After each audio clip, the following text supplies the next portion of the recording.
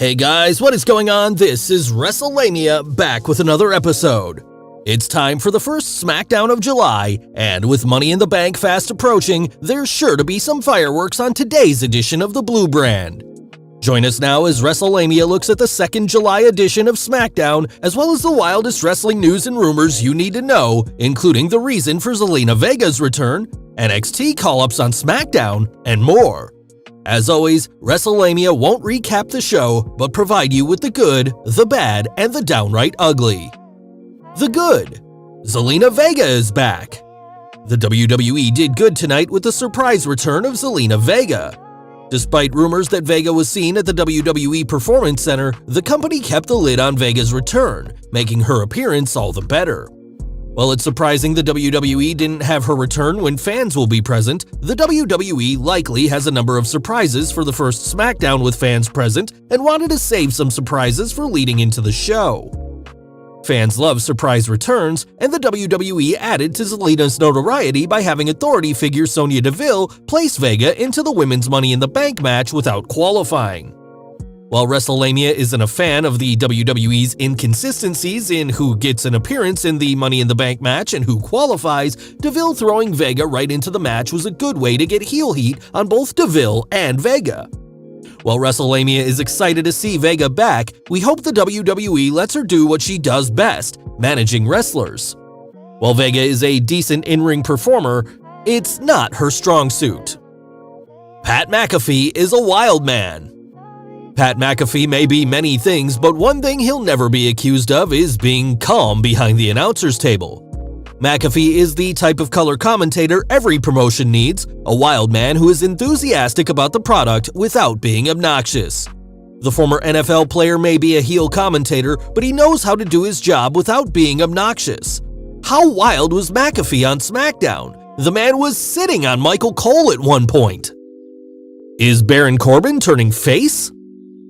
Baron Corbin losing his crown to Shinsuke Nakamura seems to be only the beginning for the former King's troubles. Tonight, Corbin not only lost his tag match with Apollo Crews against Big E and Shinsuke Nakamura, but his car was towed. With stories of the WWE trademarking Happy Corbin, there are suggestions that Corbin could be getting ready to turn babyface after years as a heel. Will Corbin take his negative experiences and turn that frown upside down? While it's a possibility for Happy Corbin, it's also possible he'll adopt the moniker Happy while being anything but, taking out his frustrations on anyone around him. Baron Corbin is the type of wrestler who excels as a heel, and his ability to work as a babyface remains to be seen, but if he can pull it off, he'll establish himself as an all-around top performer. No Roman? No problem. Roman Reigns was absent from tonight's SmackDown, and while some fans may complain that the WWE did the old switcheroo by hinting he'd be there later in the night, it's not like Reigns was booked into a match and no-showed. Instead, WWE gave the rest of the SmackDown roster a chance to shine on their own and also gave the Tribal Chief some much-deserved time off. Despite Reigns' absence, his presence could be felt as Paul Heyman and Jimmy Uso talked him up. As good as Reigns is, the WWE should never book itself into a position where SmackDown is boring without him.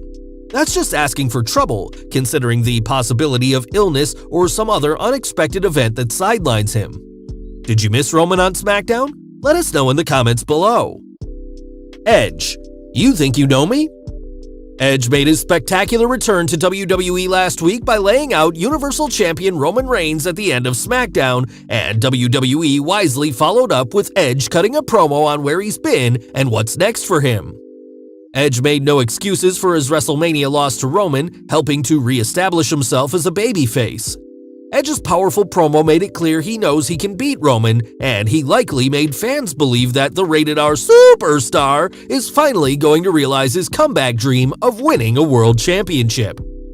Of course, no path to a Universal Championship match would be complete without the challenger dealing with Roman's new henchman Jimmy Uso.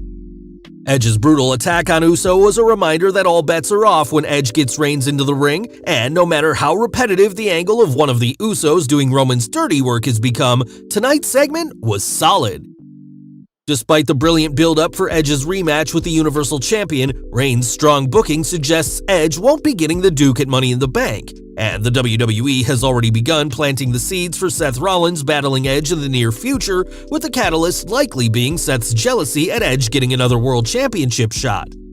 Hopefully, the WWE will do more than just have Rollins cost Edge the win over Reigns at Money in the Bank. SmackDown's writers have done excellent work with any program involving Reigns, so Wrestlelamia is confident that the Rollins vs. Edge angle won't be anything that's run-of-the-mill. Morgan's moment.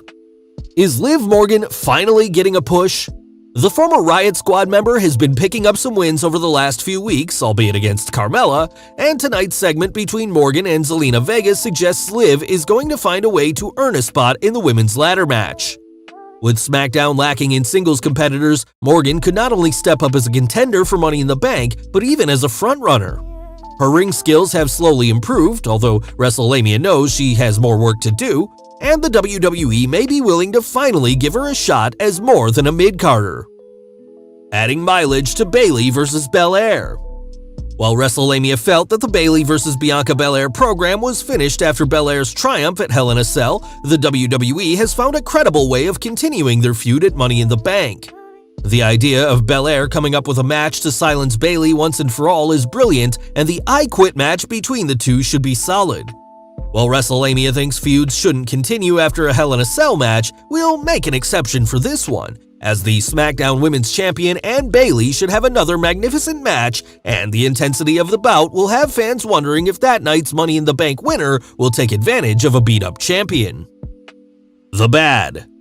It's rare that a wrestling show doesn't have at least one bad segment, but tonight's SmackDown atoned for last week's sloppy show by putting on a consistently entertaining show with solid booking and in-ring action. The downright ugly. SmackDown bounced back after last week's lackluster episode, using the Blue Brand's strong undercard to fill most of the show and featuring an excellent spot with Edge sending a message to Roman Reigns. The Blue Brand continues to be the WWE's best show, and while Raw has shown improvement, SmackDown isn't just the Blue Brand, it's the blue chip of WWE.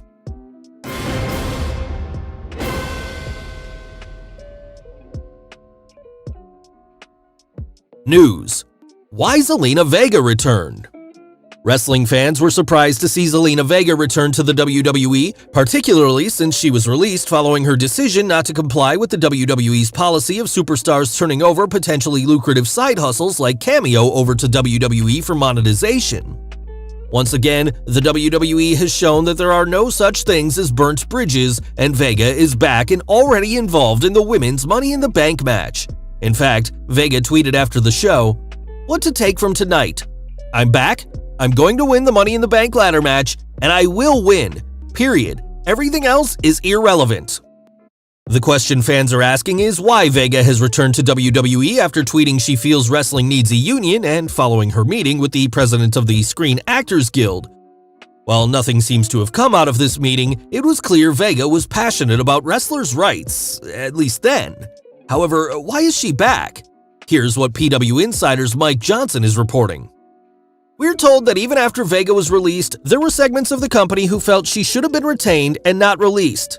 We are told those segments of the company pushed for conversations between the two sides to continue. They eventually did, and we are told that after a long period of back-and-forth conversations, WWE execs apologized to Vega and made her an offer to return. Eventually, she decided to go through that open door and signed back with the company. While this is speculation, Wrestlelamia thinks Vega came back because the WWE made it worth her time, and that her husband Aleister Black, who was recently released, is coming back. While Black's return has not been confirmed, it's been the subject of much speculation, and the idea of working in the same company, even if they aren't paired on screen, likely has its appeal. It's unknown what type of financial arrangement the WWE made to bring Vega back, but it's difficult to believe she'd go there without a pay raise and/or a resolution to her desire to make money off side hustles such as Cameo and OnlyFans.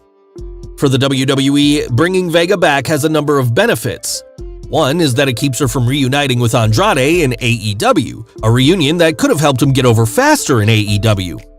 The second is that Vega appears to have changed her tune on unionization, with fans noting she deleted her previous tweet calling for unionization. If Vega was serious about wrestlers unionizing, that no longer seems to be the case, and the WWE is likely happier keeping a person they see as a potential troublemaker happily employed. Vega's signing may also quiet any other wrestlers thinking of challenging their status as independent contractors. Finally, Vega is an excellent manager, something she proved during her time on Raw, and the WWE may pair her up with one or more wrestlers to help get them over. NXT superstars call-up rumors persist. Rumors of NXT superstars being called up to the main roster persist. You may recall that Karrion Kross, Scarlett, and Tony Nese were involved in dark matches on SmackDown, leading to speculation the WWE is getting ready to call them up. Now it looks like Toni Storm could be next, as PW Insider reports she wrestled in a dark match on the Blue brand, as did Odyssey Jones. Whether or not they get called up remains to be seen, but it's an interesting sneak peek at some potential call-ups. MVP returns to action. Last but not least, get ready for the in-ring return of MVP as the Hurt Business takes on the New Day in tag team action this Monday. MVP has been sidelined with a knee injury, but he'll team up with WWE Champion Bobby Lashley to take on Kofi Kingston and Xavier Woods on the 5th July edition of Raw. Well guys, there you have it, the good, the bad, and the downright ugly from the 2nd July SmackDown, along with the wildest news, stories, and rumors you need to know in wrestling. Be sure to leave your comments, and don't forget to subscribe to our channel, follow us on Instagram and Twitter, and I'll see you next time for some more wrestling content.